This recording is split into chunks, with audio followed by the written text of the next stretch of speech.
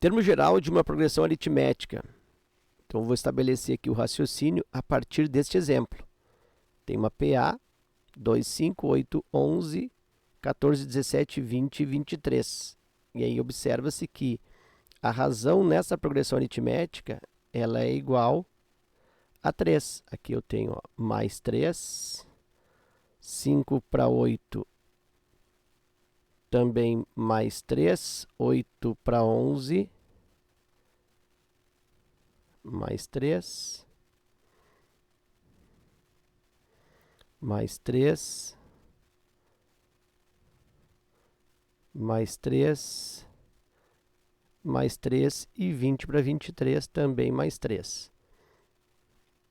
Ou seja, já posso estabelecer que a razão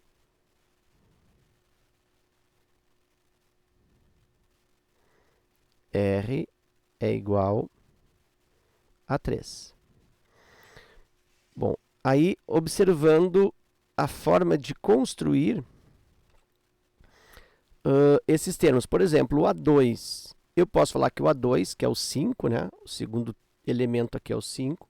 Eu posso falar que o 5 é igual a 2 mais 3.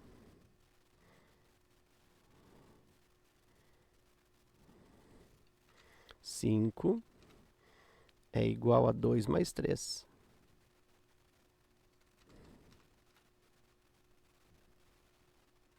Ou seja, o segundo termo, que é o 5, é igual ao primeiro, que é o 2. Então, o A2 é igual ao A1 mais uma razão, que é o 3. Então, o 2 mais uma razão dá o terceiro. E o terceiro, que é o 8. O A3 é o 8. Bom, o 8 eu posso falar que é o 2 mais 3 e mais 3 de novo, né? O 8 é 2 mais 3 e mais 3. Então, dá para pensar que o 8, que é o terceiro termo, é o A1 mais duas razões. Eu somo uma razão, vira o segundo termo, e com outra razão vira o terceiro termo.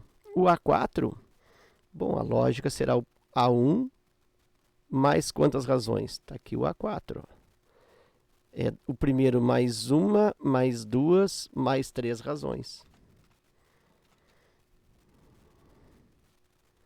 O quinto termo é o A1, seguindo essa lógica, né, eu terei 4 razões. E o A8, observe que eu pulei do 5 para o 8, o A8, que é o último, 1, 2, 3, 4, 5, 6, 7, 8. Aqui eu tenho o A8, que é o 23. O que é esse 23? Esse 23 é o A1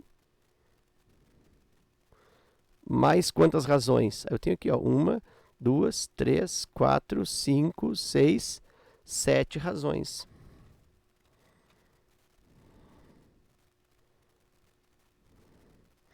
Bom, e a partir desses raciocínios, eu posso inclusive determinar a posição que nem aparece nessa progressão. Vamos supor que essa progressão aqui ela fosse infinita, olha só. Eu tivesse aqui reticências definindo que ela é infinita. Aí eu quisesse, por exemplo, encontrar a posição 32, o 32º termo. Bom, o A32, o 32º termo, ele é igual ao A1 mais quantas razões? 31 razões. Por quê? De onde eu tirei esse 31? Bom, eu observei que o número de razões é sempre um a menos da posição. Posição 3, 2 razões. Posição 4, 3 razões. Posição 8, 7 razões. Então, o número de razões é sempre um a menos da posição na qual estou trabalhando. Aqui também, ó, o segundo elemento, o A2, eu tenho apenas uma razão. Bom, então eu posso estender isso para o A1 também? Posso. Eu posso falar que o A1 é igual ao primeiro, que é ele mesmo, A1, mais quantas razões? 0. É 1 a menos a posição. 0R. E aí, claro, né? 0 vezes R dá 0, fica A1 igual a 1, faz todo sentido. Então, eu tenho aí, a partir disso, duas conclusões. A primeira conclusão é que cada elemento ou cada termo tem a sua fórmula, tem a sua expressão, tem a sua maneira algébrica de representar. Então, na linguagem simples, eu posso falar, cada termo tem a sua fórmula. Então, por exemplo, o A68, o que é o A68? Por exemplo, é o A1 mais 67R. Certo? O número de razões é 1 a menos a posição. E esta ideia, que essa igualdade, essa equivalência de cada termo com a sua fórmula é bem importante na prática em exercícios. Muitas vezes tu precisa substituir o elemento pela sua representação, pela sua fórmula, pela sua expressão. Tá? Então, fica com essa ideia, já que cada elemento tem a sua fórmula, tem a sua expressão. Então, essa é a primeira conclusão.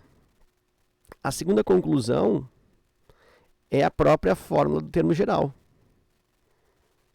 Bom, então, se eu tenho que cada termo tem a sua expressão e essa expressão segue uma mesma lógica, eu posso criar uma fórmula para todos. Então, é o que eu vou fazer aqui.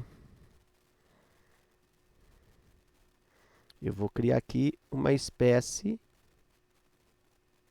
de fórmula. A fórmula do termo geral.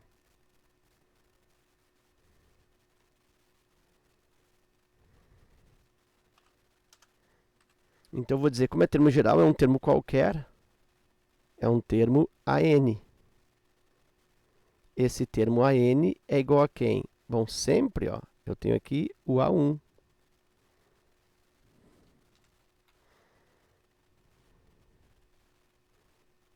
Mais N menos 1 vezes a razão. Por quê? Porque eu sei que é sempre o A1 com um certo número de razões. Quantas razões? 1 a menos da posição do elemento. Se a posição do elemento é a posição 4, eu tenho 3 razões.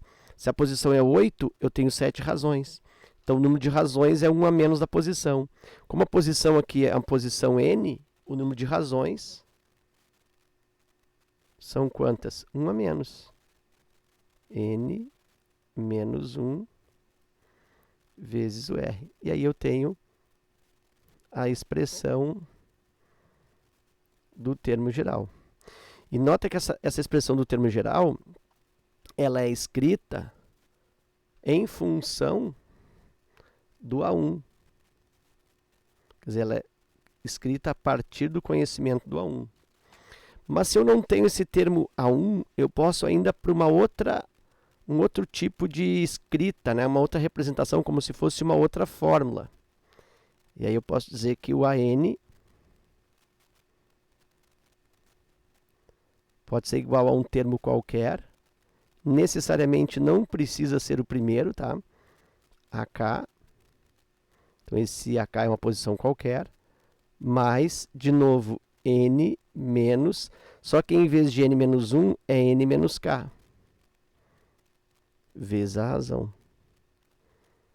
Então, aqui eu tenho uma outra escrita. E aí, nota que eu troquei o 1 aqui pelo K. Ó. Aqui também, o 1 pelo K. É a mesma fórmula, só troca o 1 pelo K. E para que serve essa outra escrita, essa outra fórmula? Bom, ela serve para casos em que eu não tenha o A1. Então, o AN aqui continua sendo o termo geral, o último termo. Este aqui é um termo qualquer conhecido, mas, em geral, diferente do A1. Então, de repente, eu conheço o terceiro termo, ou o quarto, ou o oitavo. Né? Então, eu não sei quem é o primeiro termo. Então, eu conheço um outro termo que não o primeiro. Então, esse AK aqui é um termo conhecido que não seja o A1. E esse K aqui é a posição conhecida. Ou seja, a posição do elemento conhecido.